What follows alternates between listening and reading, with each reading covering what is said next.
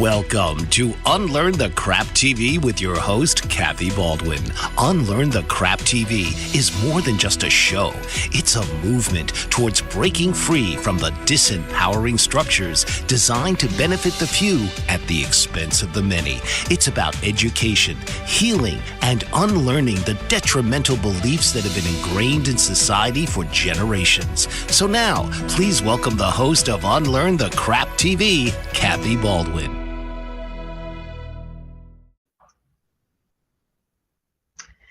Janine, Unlearn the Crap is about the excrement that our body needs to release. It is our digestion. It is our lymphatic system, our fascia, all of that. It is also the biochemistry of our hormones that get trapped in our bodies when we suppress and we don't release traumas, and it creates inflammation. It is also what happens to our gut biome that changes our gut biome. But it is also an acronym that stands for conditioned responses and automatic programming. So my question to you, Janine, is what crap did you need to unlearn for you to level up? Oh, hello, Kathy. What crap did I need to unlearn to level up? Such a beautiful big question. There's a lot of crap. There's a lot of crap that I'm unlearning, and a lot of crap that I have to still unlearn in this journey of life. But I know that I'm all right now. But I didn't think that I used to be for such a long time. And I used to think that I was really weak. And I know that I'm strong now. And it's in the process of uncrapping and leveling up that we move, that we shift that needle. So it's in this crazy that we call life that we really all get to bear. And what makes it so special is our desire and our willingness to share. We can stuff down life's bad bits, and we can pull up our masks, and we can cover it all up with those people-pleasing tasks. But what I've learned is to stand up and walk with my pain. And all of those valuable lessons are now my sweet game. And I've learned to break free and not hide from my past, but to hold it up with grace and glory and a mighty good grasp. I have learned to speak my truth, and I found treasures galore, simply like walking with my chin up and not looking down at the floor. And I have learned to listen to my soul and to really trust my intuition. And my passion now to connect is core to my mission. You see, we've only got one life to live, and it's this one right here. So we need to cherish it always and not live in fear. So by welcoming our thoughts, our feelings, our emotions, and our mood, it's never too late to change all that crap. It's our lives, and we get to choose. So that's a little bit of some of the letting go, some of the people pleasing, some of the fears, some of the expectations, some of the obligations, some of the mind chatter, the inner critic. There is such a community inside of me living that wants me to stay safe and protected and secure. And I've been fighting it for a long time, and it's come out in negative ways. So learning to get along with those parts, learning to get along with my own community has been really key in unlearning that crap and leveling up. Wow. Janine, that was so beautifully poetic. Thank you. Was that a poem? That was a poem, integrated with a little bit of life stuff. Because I know you are very poetic and very creative. And so I love what you were just saying. Could you please introduce yourself to the audience who's listening? Because you are creative and a poet and a songwriter, and all of that just came out earlier. While you speak poetically. That's not necessarily how you speak on a regular basis, but you're also so much more than that. Could you please tell us who Janine McJannet is? You know, I would love to. And to add to that, I'm gonna create a little environment, a little ambience for you, a little bit of excitement. So this is about me. This is about you. Just be you. Reframe your pain and get rid of the shame. Turn around the blame and make your claim. That's why you're on this planet. My name is Janine McJannet, and I help build confidence and make change to rearrange the patterns and games that keep you stuck in the dark muck so you can chuck what you don't need. And you can be freed from all the greed to need control, to find and achieve your goal, to make you whole, to revive your soul, to just be you, just be true. You got to find the clue that keeps you bound. Stand on your ground and look around and speak your truth. Speak your vulnerable truth. Yeah, acknowledge your youth. So when you cast into the past, you'll catch the lessons that form the essence to shine in your presence. Just be you. Just be true and bring through your new story, your new glory, your wild desire to fly higher, and your fierce love to rise above.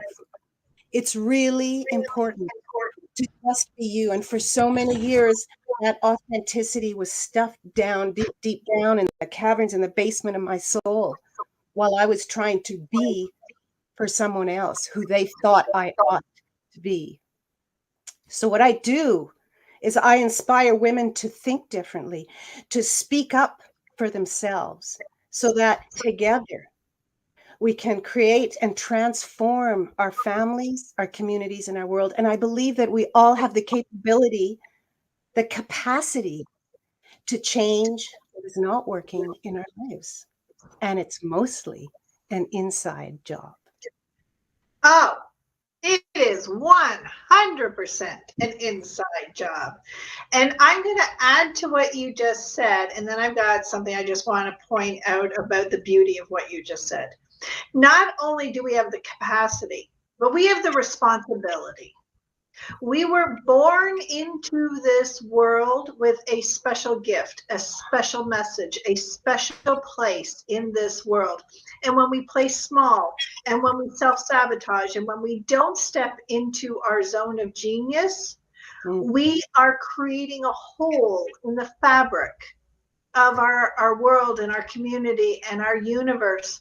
And that hole is ours. And we've been taught this crap that it is noble to self-sacrifice and to put everyone else first.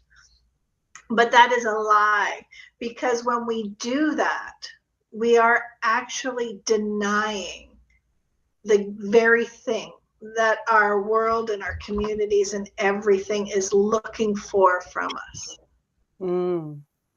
Yes. Well, so I want to go back to what you said when you introduced yourself, because I'm not sure everybody caught what you just said. But what you said when you introduced yourself is you did not use the words I am. You used the words I do. And so you did not create an identity around what you do. Your identity of who Janine is not tied to what you do. And so many of us get caught in the identity attachment of the I am. And so when the I am changes, which always does, because we evolve and we grow and we have stages and areas of our life that are ever evolving, we get lost when that identity changes. And I so believe that we are in a massive pivotal point of change right now, where the world is calling us to level up and bring our gifts to the world. But people are getting lost because the transition time has been so tied to identity. I am a doctor. I am a mother. I am a wife. I am a this. I am a that.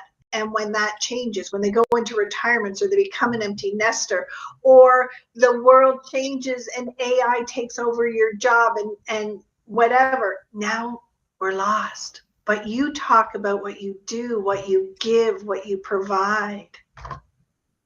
What I believe.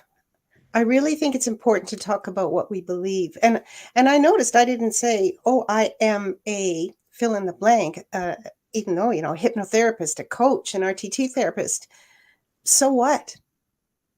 We're in this world to connect with each other, to build relationships, to inspire one another, to grow, to evolve, to shape ourselves, to lead.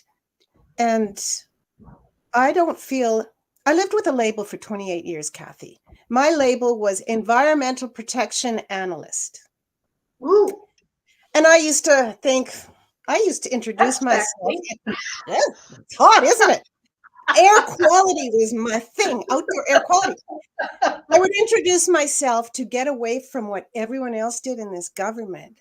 Hi, I'm Janine McJannet, and I am an environmental protection analyst. And that always shifted them. They're like, what? You can't beat that. And that started the flow. That started the role. That started like, this is who I am. So, you know, part of uncrapping myself is forgiving myself for actually working in such a closed cage for 28 years.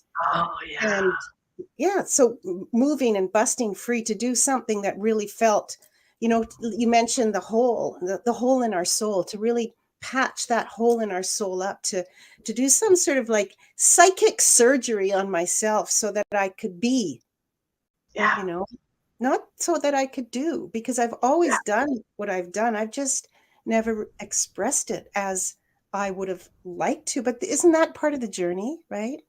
Just learning all the lessons. Yes and no. It's part of our journey.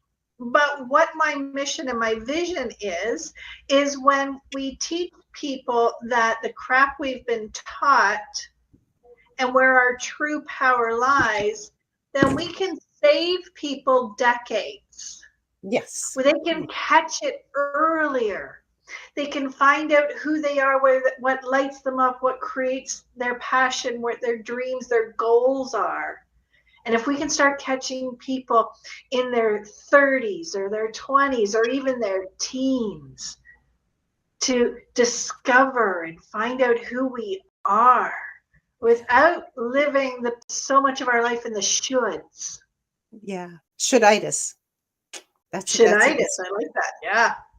You just said to catch people in their 30s and 20s. And my heart just kind of missed a beat. Because I don't believe that the work that we do is about catching people as much as it is about inviting people in for an experience.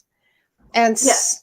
I work a lot with women who are 50 plus, 60 plus, 70 plus. And I just am blessed in the twinkle of the morning star that these women have allowed themselves to be invited into an awakening of sorts. And I agree, and I love your language. The reason I use catch is because so many of us come to that place after a fall. So are you catching them on the way down, or are you rising them up? That was the visual that I was making, that we catch them or we stop their shoulditis. Yeah. But when we come to a place of self-awareness, self-acceptance, self-understanding, that's where our power is. And so that's what I was trying to interrupt, was that societal shoulds, that ancestral traumas, those things that took us off kilter, and capture them so that they go, whoa, that's not who I am. That's not what I am supposed to be here for. This is another path that doesn't belong to me. Yeah. Well, there's a lot in there. Like even the path that doesn't belong to me, the path that didn't belong to the path was mine, even though it didn't lead me to where I wanted to go. So when we're talking about uncrapping, it is really like, well, Well, there's we're a talking about unlearning. it's a We're talking about unlearning, but I've enjoyed your uncrapping. oh, uncrapping, unlearning the crap. Yeah, but uncrapping. I mean, that's we gotta lighten the load. We gotta learn that. And Yeah, no matter what path we go down, we have to have that awareness that we get to shift at any given time. Like it's a choice that we have. yeah, And I think that the work that we do, that the healers and coaches and yeah, therapists in the world do, it's catching them and allowing them to make the choice, yes, being there. Because one of my most limiting beliefs ever in my life was that nobody had my back. And oh, when I learned that, when I learned that I had to unlearn the crap, when I learned that I don't need anyone to have my back. But that's how my mind has led me down these different paths for yeah, decades. Is nobody's got my back. So what am I going to do? I am going to resist. I am going to stay back. I'm going to isolate. I'm going to blah, blah, blah, blah, blah, blah, blah. Right? So it wasn't until I learned, as I mentioned, it's an inside job, that we get to hold our own back, and how powerful and important and realistic it can be. But you have to have that curiosity, right? You have to have the curiosity to connect with these different pieces of us in this community inside of us, and really allow, at times, ourselves to be the driver in our sort of life bus, or to allow yep, the universe to step in and have trust, self-trust, all the selves, and do it in an optimistic way, just like, oh, look at that. It's a beautiful, hard, exciting, devastating, frustrating world that we live in. But having the curiosity and being just able to lift the sides of your mouth and smile at the shit that goes on, it's pretty powerful. And it does create that ripple effect. And it yeah, also saves us from these holes in our souls that are just like devastatingly munching out our yeah. our life. Wow. Yeah, and that's my fantasy, is that when we start unlearning our crap, then we reduce the amount of crap that the next generation starts with. Yes. And we slowly create an earlier baseline. Yeah. So you and I met when we were on a TV show called Recipe for Wellness, which is being broadcast on PBS. I'm Mhm. so excited that it's rolling out across the United States starting early 2025, and the first airing is going to be in New York City. But near the end of or actually sort of in the middle, the host Sanjay asked me a question. And he Mhm. said to me, so what is your advice to people?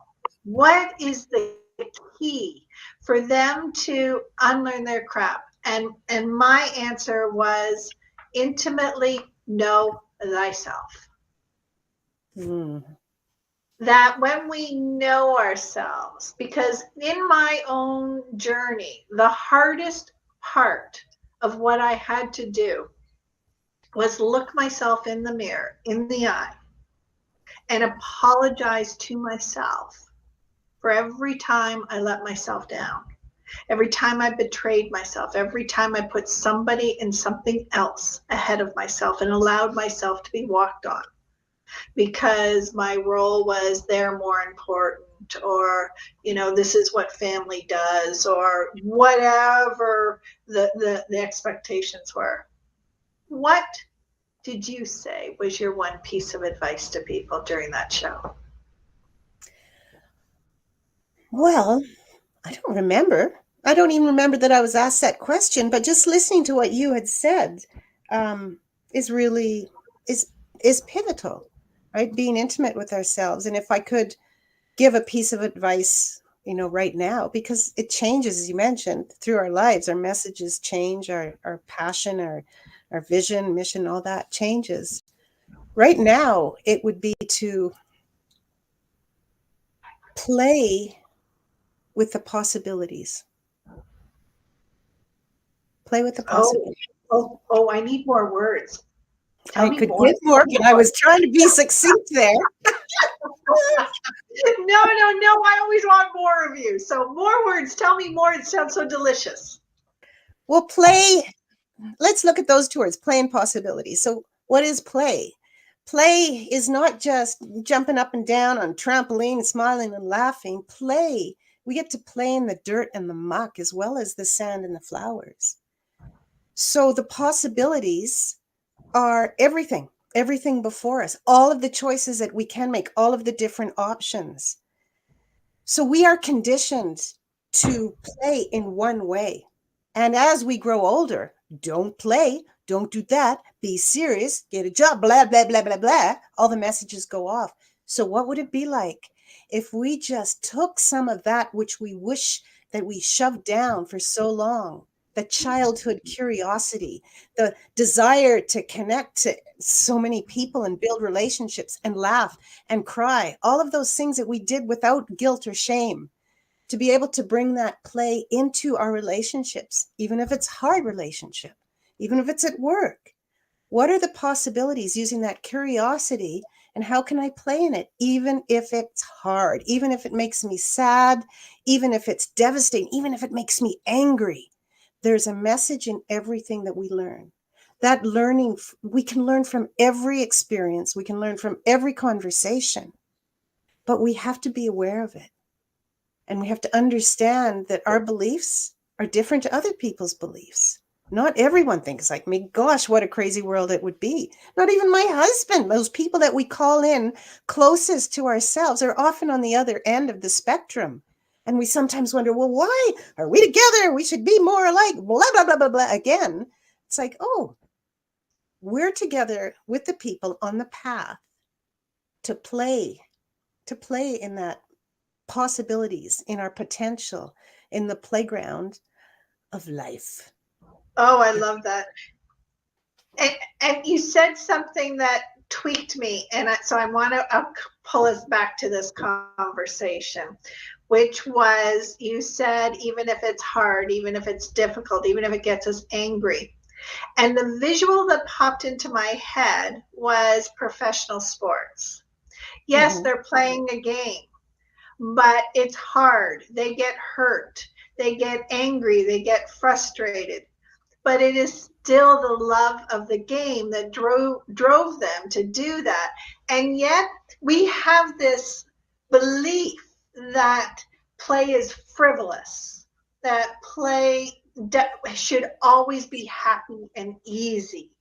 And you're right, play is not just the sandbox, but even the sandbox, we can't dismiss it. We can't. That is part of all the senses of who we are. And I love the way you phrase that. But it comes down to this belief. We have beliefs. So I do a lot of work with beliefs and limiting beliefs. We have a belief, as you just said, that playing is frivolous. So what would it take to reframe that, to change your belief system, to change your beliefs around the things that don't serve you anymore? We are all conditioned. We're all in this trap, just forward, lights on. This is who I am. This is my box. This is my comfort zone. I'm going to stay here because I know it's okay here. I know I'm safe, regardless of how hard or dangerous or painful it is. We're going to stay here. Even if we have to create some sort of chaos because we feel comfortable growing up in a chaotic household. I'm putting my hand up here because I used to do that every Sunday night, is unconsciously create chaos so that I would get let off the hook and stomp off like a stubborn little 13-year-old girl and go, huh, I knew I was right. So much healing had to happen back then, right? You just from Wow. saying that, I even got the goosies. It's just like, oh wow, let's do some work there. But it's realizing that we are in an unhealthy, because there's so many, everything can be healthy or unhealthy. Like there's extremes. Yeah, Is what it is. that's exactly what I say. It's either empowering, it's a disempowering. It doesn't matter what it is.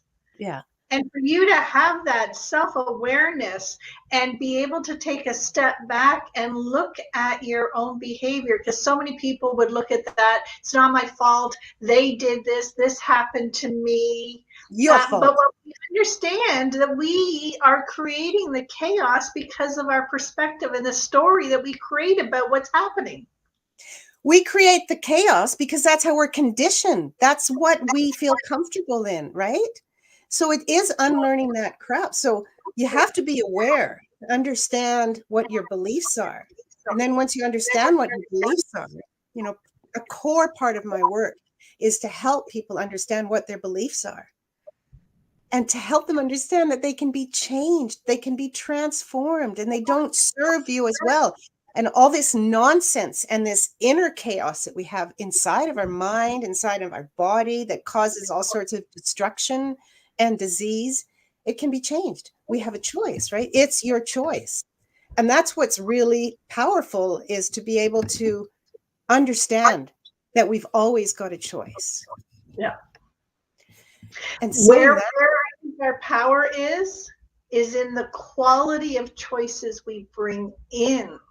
Yeah. When we limit our choices, and that's when we feel helpless. But when we start to question it and look at, well, I could choose this, and I could choose this, and I could choose this. Now we expand the choices that are available to us so we can choose the empowering ones. And that's part of what you do when you open up people's minds, right? Playing in the possibilities. That's just it. And opening, inviting them to open their own mind, just to rephrase that a bit. I know that that there's so much craziness in this world. There's so much craziness everywhere. And for us to be able to vulnerably stand up and own and be responsible, not take responsibility, that's a completely different thing. You take something, that means it wasn't yours and you're just covering up. When you are responsible, when I am responsible, I get to be responsible for everything that's happened to me, for everything that's happened around me. I have had some sort of role in creating that, whether it's my marriage, whether it's my work, whether it's my relationships, friends, whatever it is. Whether it's conscious or unconscious. Absolutely. So when we point the finger externally, we just need to get that mirror and look in it and point the finger right back at ourselves, because that's usually where we need to focus on, is what we blame on the outside is what we need to heal on the inside. And it's a choice. It's always a choice. Absolutely. Our bodies, our senses are receivers. And they go through our internal organs and everything to transmute that receiving into information. And so whatever is being shown to us is giving us the reflection of what's happening on the inside. Mm-hmm. Because we can't see it without that contrast, without that coming back. And so when something pisses us off, when something isn't going right, when we in blame or whatever, when we understand we're seeing that, because that's part of the language of our soul saying, excuse me, I'm right here. Yeah. It's so true. It's waking up. And if we would have had this conversation 20 years ago, I wouldn't have had this conversation. I was just like not open to the fact that we can really have a conversation about what really matters, right? So it's letting go And it's hard to let go. It's hard to let go of that comfort that we know, you know. It really is. Yeah. For me, 20 years ago, I could have had this conversation, but it would have been all up in my head. Because I was educated, I had these conversations, but I didn't integrate them into my body, into my mind, into my everyday choices. It was like a stimulating intellectual conversation instead of a personal healing and awakening. Yeah. Yeah. Right. Beautiful. It's hard to let go of the comfort that we know, fear of losing our safety and security and trading it in for that harsh reality. Our thoughts are going to lie. They may even want to make us cry. But that's the exact reason why we need to modify, to choose. When we listen to our whispers from deep inside our soul, we have got a choice to make. It's fully under our control. That sweet taste of freedom, it's so sweet, and fear, it's so bitter. But together, integrated, they're essential, and they help us to deliver who we are. So we have to drop those excuses, the bullshit decisions. It won't do us, it won't do you, it won't do any of us any ill. We have to prepare, like you said, for those transitions and change I should to I will. So it's letting go. It's really about letting go. And it's not just shaking it off, leaving it behind, leaving it unpacked, leaving the crap pack on your back. It's about unpacking it and looking at it. Yeah. Yes, absolutely. I heard someone say that when we tend to feel empathy for somebody, instead of it actually being an act of empathy, what it is an act of taking somebody's problems and carrying it for them. And because that sabotaging thing comes in, and we start to carry other people's emotions, other people's traumas, and we allow them to just put it on us, we're denying that other person the ability to do their own unpacking. But now we're carrying around all of this stuff, because I heard someone say that our burdens aren't the heavy things. It's when we're carrying other people's burdens that the weight is too hard for us to carry. Yeah. And it is. It's too hard. It's too heavy. But we still do it. We still try to carry everybody's weight around with us. A lot of people do. And this is where waking up really helps. We can't fix, we can't rescue, we do, but we can't. We do, and I want to say we shouldn't, but I'm not gonna, because Good. it's not about what we do. Yeah, that's the shoulditis. That's like, whenever you say should, just say, maybe replace it, reframe it with something.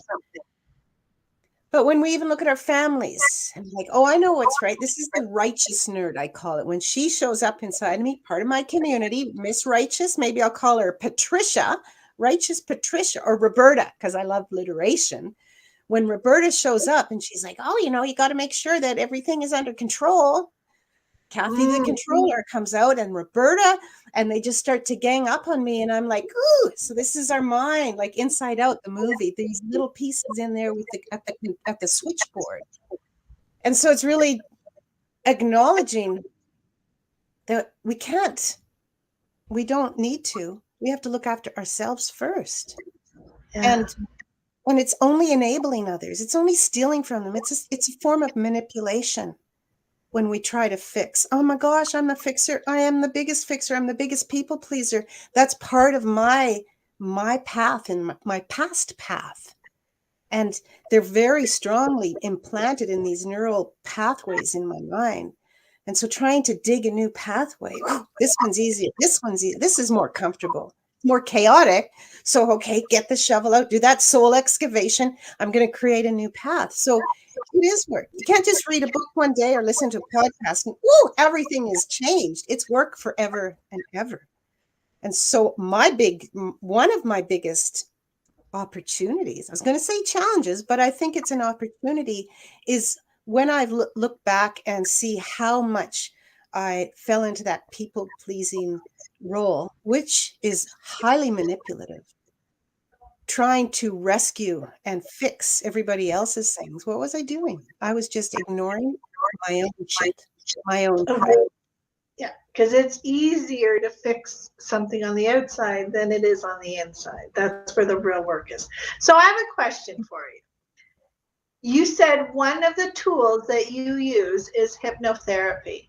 How does hypnotherapy give us the self-awareness, the ability to unlearn the crap that's going on and bring us back to ourselves? How does that work? Because when I think about hypnosis, okay, I've been hypnotized a few times, but it was always part of those fun games where now I'm riding the roller coaster, but I also believe in self-hypnosis through my meditation tapes. So tell me, how does this work?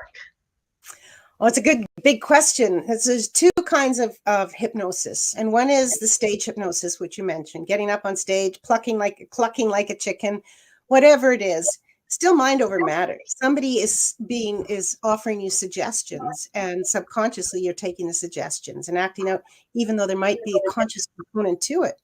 That's very similar to the clinical hypnotherapy, which is what I do. It's called rapid transformational RTT, rapid transformational therapy. I had to think about that one. And really it's about accessing the subconscious and finding the root cause. And again, that's the secret, because we can fix a lot of things on the surface. We have to get down to the root. Yeah. For example, if you're lacking confidence, if you're overweight, if you're biting your nails, if you're afraid of needles, if you drink too much, whatever the situation is, if you're in overwhelm all the time, ADHD, whatever that is, and it's continuously bothering you at some stage, then that's an invitation to go in and find out why. Right? Because that's a coping mechanism. That's a symptom. It's not the root cause. And so many times we look at the scale and we say scale change, or we try to change what we eat or what we exercise. But you're right, our body has a root cause, and if we don't go there, it is not a permanent fix.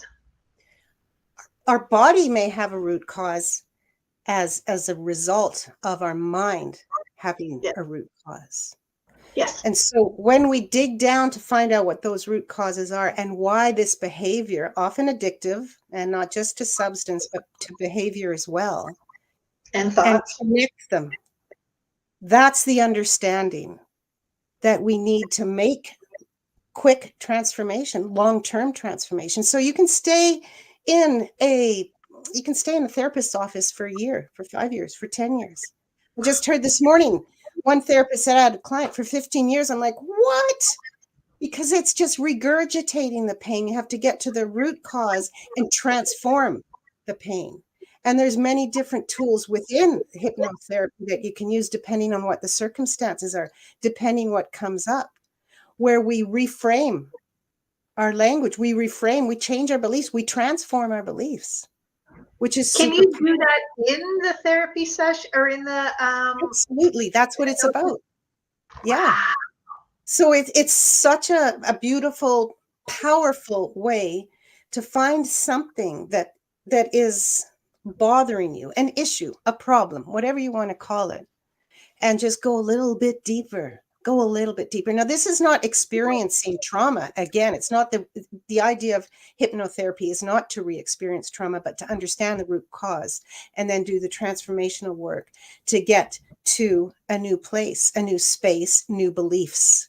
And then one of the reasons I really got excited about RTT therapy and became certified with that is I create an audio, a transformational audio that every client gets to listen to, very customized for them to listen to for at least 3 weeks, so that they can look at the patterns. The patterns can be changed. Like I said, you can pick up a book and read it, and next morning it's like it's gone. We have a hypnotherapy session, get to the crux of things, and you listen. Oh, right. Okay. Right. It's positive feedback, but everything that was brought out is captured beautifully in like about a 15-minute audio. Every night before you go to bed, you listen to it. We've seen that there's science around reframing our thoughts, retraining our brain, all of that kind of thing. So that's absolutely. the crux of the hypnotherapy. Yeah. And that is so exciting to me for so many reasons, especially what you're saying, that you do a tape for your clients that they can listen to over and over again. There's a beautiful experiment where it shows a glass of water that's filled with mud. And if you try to scoop the mud out, it'll be forever.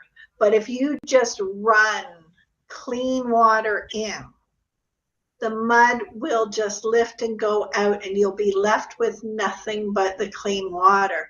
We don't need to excavate the mud, the crap in our lives and in our brains.